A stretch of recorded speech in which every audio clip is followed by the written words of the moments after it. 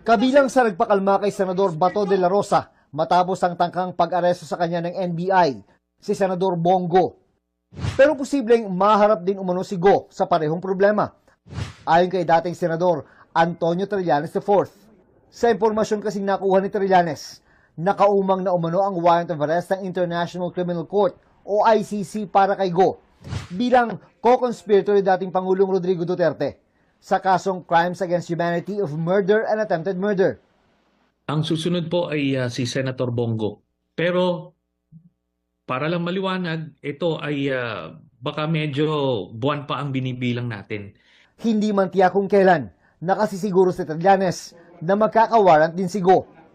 Sabi ni Trillanes, inireklamo si Go sa ICC dahil nung kasagsagan ng mga extrajudicial killings, si Go umano ang tagabigay ng reward sa bawat assassination bilang leader umano ng Special Operations Group ng National Death Squad ni Duterte.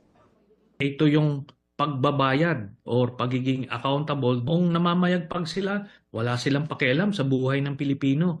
Pero ito na, singilan na ito. Maliban kay De La Rosa at Go, posibleng ma-issuehan din daw ng ICC warrant si dating PNP Chief Oscar Albayalde, sabi ni Trillanes. Sinusubukan pa naming makuha ang pahayag ni Go at Albayalde. June Veneracion, Nakatutok, 24 Oras.